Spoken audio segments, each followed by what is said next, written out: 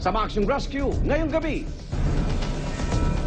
Ako po ay isang survivor ng isang hit and run. Kasalukuyan namin ini-interview si Sir Erwin. Hindi namin sukat akalain na sa harap mismo namin merong nagbanggaan. Wag muna gagalawin. Wag muna. Wag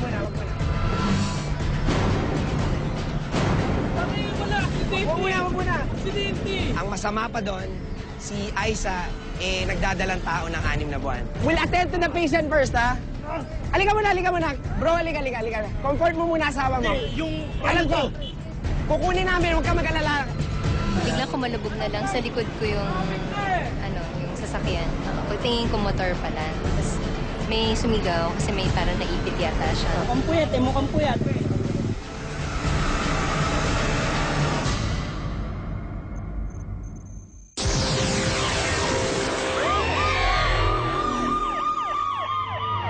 Hindi po biro ang epekto ng isang trahedya sa biktima nito.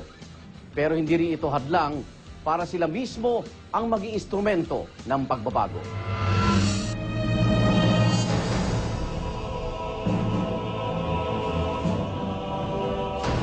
Sa unang tingin, hindi mo makikita ang bakas kung bakit naging personal na paglalakbay ko ang kaligtasan sa kalye.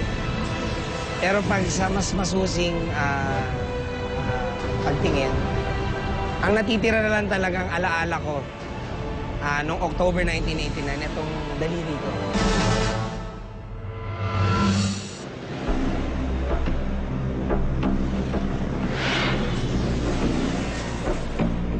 Weekend yon, Sabado. Isosoli ko dapat yung BMX ng kaklase ko. Normal akong nagbabike sa Commonwealth kahit anong kalsada. Kasi kala ko, tama yon. Pero nagkamali ako nung araw na yon. Ako po ay isang survivor ng isang hit and run na bicycle accident sa Ever Commonwealth noong 1989. Iniwan po akong walang malay ng mga 10 oras.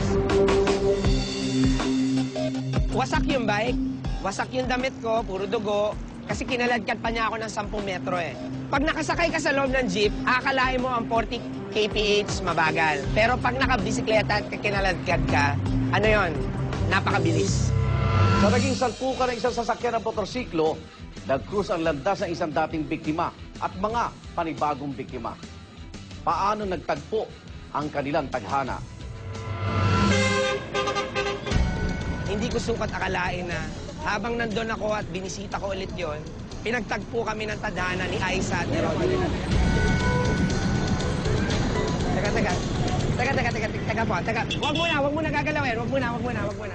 Isang mag-asawang binangga ng isang L300. Ang masama pa doon, si Aiza, nagdadalang tao ng 6 na buwan. Mismong lugar na yun kung saan ako biktima. Ano mang haba nung lakbay, hindi ko aakalaing ako pa ngayon ang nasa posisyon na sa munti kong paraan ay makatulong. Wag muna! Aksidente! Ayutan ako! Wala! Ayutan ako! Kasalukuyan namin ini-interview si Sir Erwin sa may Commonwealth. Nung nagulat na lang kami, biglang merong malakas na tunog. Hindi namin sukat akalain na sa harap mismo namin merong nagbanggaan. Kaya agad niya tayong binigyan ng instructions na habang minamanage niya yung pangyayari, kinakalma niya yung mag-asawa. Tayo yung naging katulong niya na tumawag doon sa ambulansya. Nabangga yung buntis kasi itong nakasakay sa motor. Sige, don't worry. We don't need to move you first, ha? Hintayin natin yung ambulance. Kasi baka mamaya may damage ka sa katawan. Gagrabe pala. We'll attend to the patient first, ha? Halika muna. Bro, halika. Comfort mo muna asawa mo. Alam ko, siyempre kahit sino namang may asawa, anumang edad yan, natural lang ang una niyang naging mga reaksyon. Kaya nung medyo kumalma na siya, nagpasalamat din ako sa kanya dahil pinalamig din niya ang sarili niya. Malaking bagay yon. Pare, may telephone ka. Galing ka sa Firefly eh.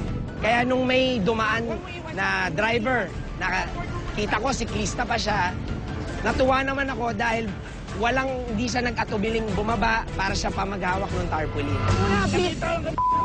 Bro, makikiusap lang ako. Please do not engage first. Emotional yan. Kaya sino tama, hindi mali, hindi tayo. Please lang don't engage them first. We will have the proper forum. Actually, yun, nung makita ko yun, nagkakagulo na yung dalawang driver.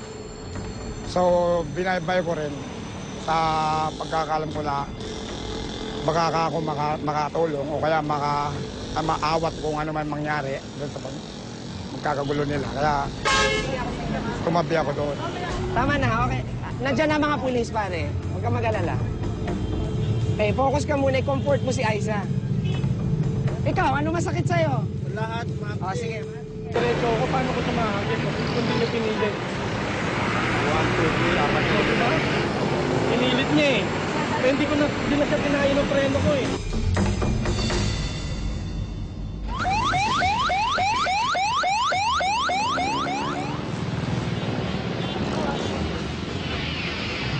Bali, pagdating namin sa pinangyarihan ng aksidente, nakwento sa amin nung angkas nung motor na habang papunta sila dun sa Commonwealth, yung paparating na kotse na parang naipit po sila ng kotse.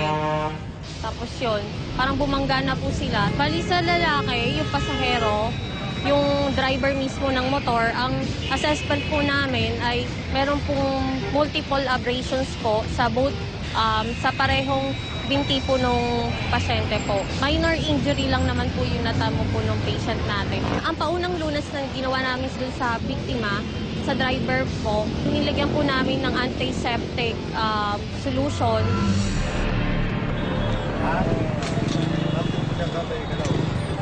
Hindi nagagalaw. Nagagalaw. Bali po, nadatnan po namin yung babae po sa kalsada po na nakaupo po.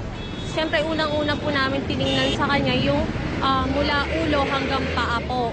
Bali, tiningnan po namin yung mga injuries na natamo ng pasyente, especially yung dun sa dinadala niya. Tiningnan po natin kung normal po yung mga vital signs nung fetus na nasa tiyan niya kasi 6 months old, pregnant na nga po siya. Tapos vital signs din po nung patient natin, presyon, respiratory rate, at saka yung pulse rate ng patient natin.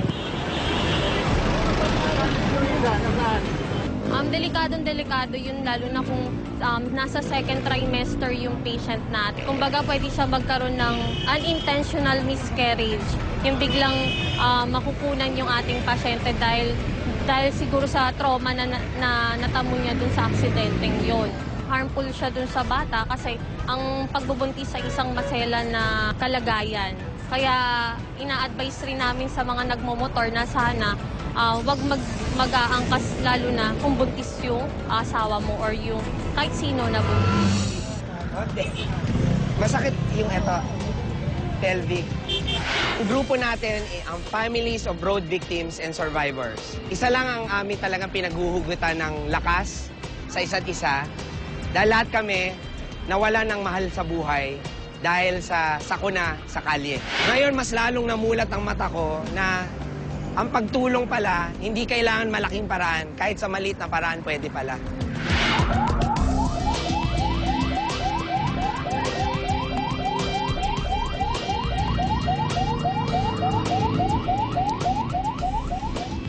Mahaba man na naging paglalakbay namin, ang munti naming mga hakbang sa families of road victims and survivors, masaya naming babalikan sana si Aiza at si Roderick.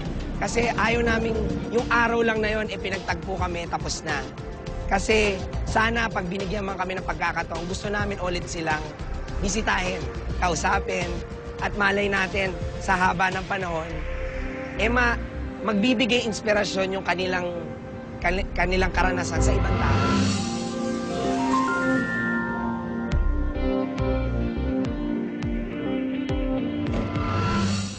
Biglang kumalubog na lang sa likod ko yung sasakyan. Pagtingin ko motor pala. Tapos may sumigaw kasi may parang naipit yata siya. Mukhang puyat.